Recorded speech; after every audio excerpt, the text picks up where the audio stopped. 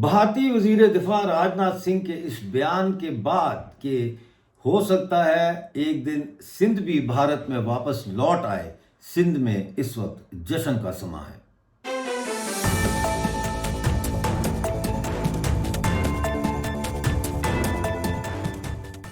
دوستو، راجناتھ سنگھ نے بات تو کر دی، لیکن اس بات کا اثر بہت گہرا ہوا ہے۔ اس وقت سندھ بھر میں، اندرون سندھ میں خاص طور پر، یعنی انٹیریئر سندھ کے اندر لوگ جشن منا رہے ہیں، لوگ خوش ہیں، لوگ یہ سمجھتے ہیں کہ وہ آلریڈی آزاد ہو گئے۔ اس بیان سے ہی وہ سمجھ رہے ہیں کہ وہ آزاد ہو گئے۔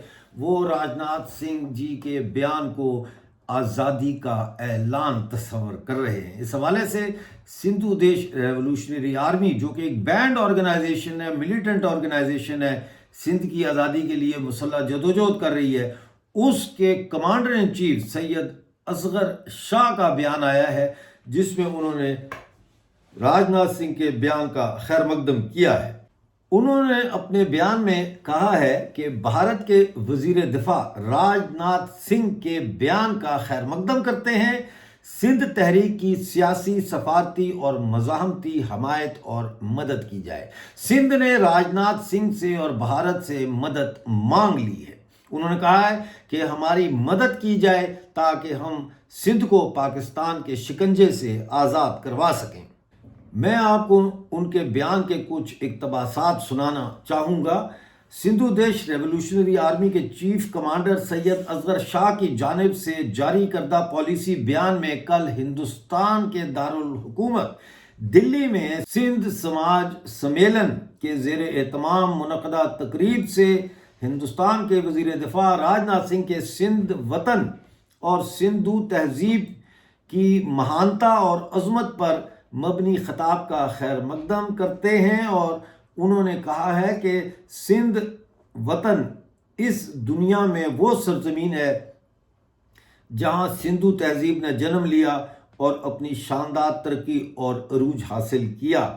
اس سرزمین پر سندھو ندی کے کناروں پر رگ وید، یجر وید، سام وید اور اتھر وید لکھے گئے، جو اس تہذیب اور ہم سندھیوں کی تاریخی حکمت، علم اور عقل کی بے مثال اور شاندار ثبوت ہیں۔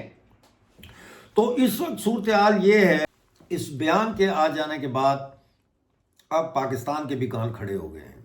پاکستان نے اس بیان پر ابھی اپنا رد عمل تو ظاہر نہیں کیا، کیونکہ وہ چاروں طرف سے اس وقت پھنسے ہوئے ہیں، کہیں افغانستان کے ساتھ الجھے ہوئے ہیں، ٹی ٹی پی کے ساتھ الجھے ہوئے ہیں۔ آج جو دھماکہ پشاور میں ہوا، جماعت الاحرار نے کیا، اس قسم کے واقعات نے ان کو الجھا کے رکھا ہوا ہے۔ اس وقت سندھو دیش کے اندر جو تحریک چل رہی ہے، وہ تحریک نئی تحریک نہیں ہے، بلکہ اس تحریک کی بنیاد جی ایم سید سائیں نے رکھی تھی۔ جی ایم سید سائیں جو ہے وہ سندھو دیش کی ایک مزاحمتی علامت بن چکے ہیں۔ بے شک انہوں نے اس وقت پاکستان کی اندر شمولیت کی حمایت کی تھی، لیکن بہت جلد ان کو اپنی غلطی کا احساس ہو گیا تھا، اور اس کے بعد انہوں نے سندھو دیش کی آزادی کے لیے کئی کتابیں لکھیں، تنظیم بنائی، کئی لوگوں کو انہوں نے تربیت بھی دی اس حوالے سے۔ اب دیکھنا یہ ہے کہ سندھ کو کیسے آزاد کیا جائے۔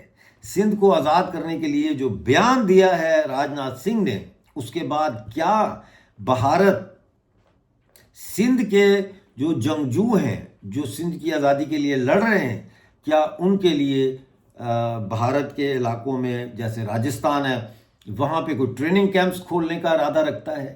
کیا بھارت اب سفارتی محاذ پر جو ہے وہ سندھ کے لیے آواز اٹھانے جا رہا ہے؟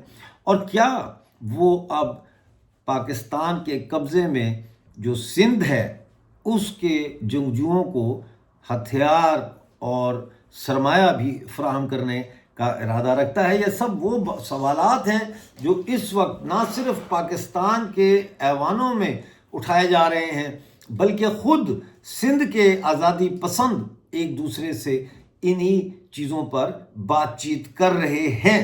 یاد رہے کہ پاکستانی قبضے والا جموں کشمیر اور گلگت بلتستان، جو تاریخی طور پر اور قانونی طور پر بھارت کا حصہ ہیں اور پاکستان کے قبضے میں ہیں، ابھی تک ایسی پالیسی سامنے آنا باقی ہے جس سے یہ واضح ہو کہ پاکستانی آکوپائڈ جموں کشمیر اور گلگت بلتستان کو بھی بھارت میں شامل کیا جا رہا ہے۔ کچھ لوگ یہ بھی کہہ رہے ہیں کہ راجناتھ سنگھ نے جو بیان دیا یہ ہوائی فائر ہے۔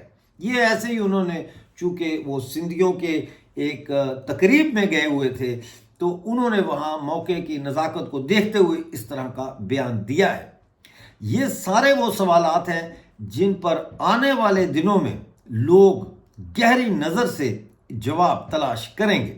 دیکھنا یہ ہے کہ کیا بھارت اس علاقے کے جغرافیے کو تبدیل کرنے کے ارادے سے یہ بیانات جاری کر رہا ہے، یا یہ بیانات صرف ڈومیسٹک، جسے کہتے ہیں نا، ڈومیسٹک کنزمپشن کے لیے دیے جا رہے ہیں۔